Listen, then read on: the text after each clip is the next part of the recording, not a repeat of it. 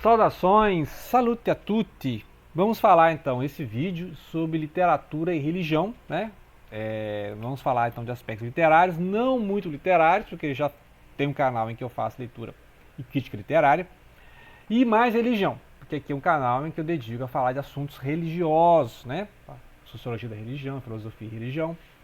Humberto Eco escreveu então em 1980 O Nome da Rosa, que é um clássico, né? Já virou filme e tal. E é um livro assim que você pode ler, tem vários níveis para ser um clássico, né? Já é um clássico nessa época. Um clássico é um livro que você pode ler em vários níveis, né? E nunca esgota-se, ou seja, sempre tem algo a dizer. Então você pode ler. Eu já li 3 vezes esse livro, em várias épocas da minha vida, e sempre é uma leitura diferente, eu sempre aprendo alguma coisa que eu não tinha percebido antes. O primeiro livro da história, então, só resumindo, o primeiro livro da história, que é a literatura da história, é um romance histórico, porque se passa num período histórico, tem personagens reais, e ao mesmo tempo é um romance policial, porque tem uma série de crimes e tem aqui um monge, que é uma personagem assim meio paródia, mas ele é o Sherlock Holmes, né? Ele é baseado naquele personagem do Conan Doyle, que é um detetive monge. Então ele é que é o Guilherme de Baskerville, e ele vai ser um detetive mesmo. Ele vai investigar esses casos com muita lógica, com muito raciocínio, que é um personagem um tanto diferente para o século XIV, quando se passa história, né? Então, eu quando li o livro essas várias vezes, eu identifiquei mais com o pupilo, o noviço, que é o Addison, que está narrando a história, que é esse discípulo do Guilherme, e aí é mais humano e mais real e mais possível, né?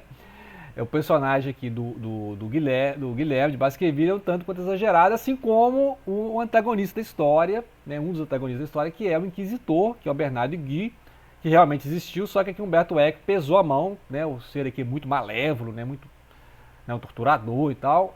Então é um livro que causou mal-estar nos meios religiosos, assim como lá o nome da o Evangelho segundo Jesus Cristo, que nós vamos comentar aqui também, do José Saramago, né, o escritor português, ganhou o Nobel.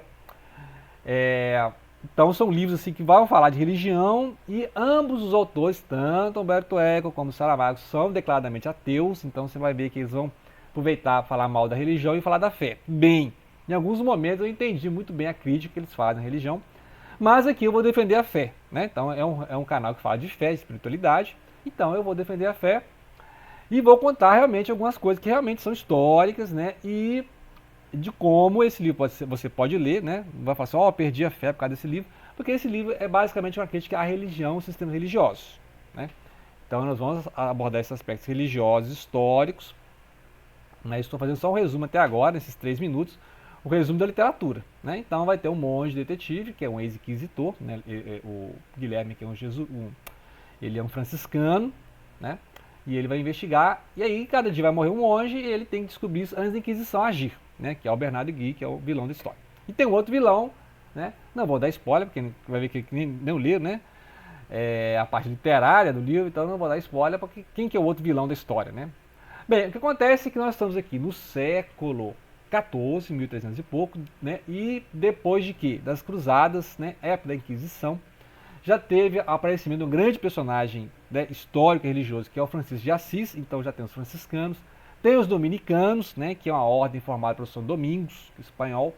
Então essas várias discussões teológicas estão em vários capítulos do livro. Então assim, quando está acontecendo o romance policial, que é as investigações, você tem em paralelo essas longas discussões teológicas, momento histórico, a grande cisma do Ocidente, porque já teve o grande cisma do Oriente, né, antes das cruzadas. Já teve lá a briga entre a católica romana e a católica ortodoxa. As várias igrejas ortodoxas do Oriente, né? A gente sabe na Síria, ali na Constantinopla, né? Depois a Rússia vai ter a sua. Então, essa discussão a gente já fez, né? Outros livros falando da Karen Armstrong e tal. Que aí é o século XI, 1054, o cisma do Oriente. Só que teve outro cisma, né? Ali antes da Guerra dos 100 Anos, né? Século XIV e XV, que é o cisma do Ocidente entre Avignon e Roma, né? O Papa foi praticamente sequestrado, levado para Avignon, que é o sul da França, e aí tinha Papa e Antipapa, um Papa excomungando o outro. Então tem uma coisa assim que enfraqueceu muito e mostrou uma certa decadência aí da igreja, e isso vai ser discutido, né? Inclusive a aceitação da opção pelos pobres, a questão da pobreza, porque tinha as revoltas camponesas naquela época, né? Muitos pobres, a questão da terra na Idade Média, era um problema social e político, e a igreja estava no meio, né? Porque como a igreja estava ligada a muitos poderosos, a muitos senhores feudais, os líderes camponeses atacavam também a igreja. E o Francisco de Assis, né, que tinha voltado das cruzadas, meio das cruzadas ali, tem outro livro que eu vou dar uma dica aqui no final, que é o Baudolino, né, que foi escrito 20 anos depois deste, em que Humberto Eco vai voltar 100 anos na história cronológica. Né? Se esse aqui se passa no século XIV, o Baudolino vai se passar entre a terceira e a quarta cruzada, né? Aí vai ser no século XIII, né? 1204, né? Que aí vai ser aquela quarta cruzada que vai atacar Constantinopla, né? Por incrível que pareça, cristão atacando cristão, que é o livro do Baudolino, né? Mas aqui a história vai passar então falando da Inquisição, que a Inquisição surgiu, né, ali por causa dessas revoltas camponesas, muita questão teológica, e o Francisco de Assis queria conquistar esses líderes camponeses para que eles não ficassem contra a igreja. Né? Então muitas vezes o Francisco de Assis foi aceito, né, para essa questão aí de negociar com os líderes camponeses, né, reconverter esses líderes que estavam contra a igreja. Mas tinha outras ordens que foram declaradas hereges, porque eles não entraram em acordo com a igreja. Né? Então foram declarados hereges. Por exemplo, os albigenses, os cátaros, né, e outros grupos ali no norte da Itália, que eram os Fraticelli também, né, os monges, que aí incendiavam, inclusive, né, propriedades da igreja. Então, a Inquisição foi formada principalmente para dar um apoio aos tribunais seculares, né, porque a Inquisição fazia uma investigação religiosa ali, porque muitos católicos atacavam essas propriedades desses chamados hereges, né, os cátaros, albigenses, né, vários grupos, que tinham origem gnóstica, né? Então, a gente pode fazer um vídeo falando sobre a gnose e tal, mas no caso, né, estou resumindo, então não tem como explicar a gnose aqui nesse vídeo. Então, esses grupos gnósticos, muitos eram cristãos, né, mas eram uma linha diferente da católica romana, e aí eram declarados hereges. A Inquisição foi formada para isso, para fazer uma depuração ali, né? Então, reduzir o morticínio, só que muitas vezes a Inquisição era usada por interesses políticos, então um político, um senhor feudal, declarava um outro senhor feudal, uma outra, né, outra linha ali, né, outras famílias de hereges, e aí, né, como é que você vai provar que não é herege, né, porque nessa época aqui é meio complicado. Então tinha toda a questão política, vai mostrar isso aqui, que tinha várias pessoas inocentes no meio, né, pessoas que inocentes não eram hereges e foram queimados como hereges, porque muitos tinham interesse de terra, né, então as pessoas que eram hereges, essas terras acabavam na mão de outros senhores feudais, acabavam na mão da igreja, né. Então vai mostrar que muitos inquisitores tinham interesses pessoais, né, de atacar outros senhores feudais e ficar com a terra dele. Então, assim, Humberto Eco vai fazer um pente fino aqui nessa história e ele vai, obviamente, aqui atacar, né? O objetivo dele é atacar a religião. E aí muita gente vai falar assim, mas peraí, e a fé, né? E a fé? Então, essa é uma discussão que eu vou fazer nesse canal de analisar as religiões, né? Não estamos aqui para defender nenhuma religião, né? Nenhuma religião. Esse canal não é apologético, no sentido de não estamos defendendo religião nenhuma, mas estamos discutindo artigos de fé, artigos de crença. E realmente a Inquisição, eu conheço, né, muitos católicos que defendem a Inquisição, assim como as cruzadas, mas podemos fazer um vídeo só sobre as cruzadas e mostrar como é que existiam exageros, né? Igual, por exemplo, o próprio Baudolino, que eu vou dar uma dica aqui daqui a pouco, vai mostrar como é que a quarta cruzada foi usada pelos líderes ali no norte da Itália contra as cidades ali do Império Bizantino, Constantinopla, né? Ou seja, cristão atacando cristão. Por quê? Os romanos, né, os católicos romanos atacando os católicos ortodoxos, por questões não só teológicas, mas questões de comércio mesmo, de comércio, um deve para o outro e tal, e aí, né, entra na cruzada. A cruzada que já era assim para, né, libertar a Terra Santa, né, Jerusalém, mas foi desviada por questões pessoais, questões econômicas, comerciantes, né, que emprestaram os navios e não, vocês vão lá, né, que nós temos uma dívida lá com o pessoal de Constantinopla. Tá no Baudolino isso aí. E aí vai debater então a questão da pobreza de Cristo, né? Várias partes do livro vão debater isso, que realmente Jesus não tinha, né? Jesus de Nazaré não tinha bens pessoais, tudo que ele tinha era em comum com os discípulos, né? Os próprios cristãos nazarenos ali nos primeiros séculos, né? Perseguidos tanto pelos judeus quanto pelos romanos, esses cristãos primeiro eles tinham tudo em comum. Seria o comunismo cristão? Chamemos disso, né? Apesar que não tinha comunismo nessa época, né? Seria anacronismo, mas seria o comunismo cristão no sentido de que tudo é em comum, tudo é em comunidade, né? Então, nesse sentido, sim. E Cristo não tinha preocupação com agradar ricos, né? Tanto que ele fala que é mais fácil um camelo, um tipo de cota, passar por buraco da agulha do que o rico entrar no céu. Então, E aí vai debater que os franciscanos defendem isso, ou seja, que a igreja não tem que preocupar com riqueza, a igreja tem que fazer opção pelos pobres, inclusive ajudar esses pobres, evitar as revoltas camponesas, né? Essa é a defesa. E aí outros não, falam assim, não, que a igreja tem que zelar pelos reinos terrestres, né? Que eles têm a soberania sobre os impérios terrestres, e aí a igreja interferia nos imperadores, né? Então tem essas questões.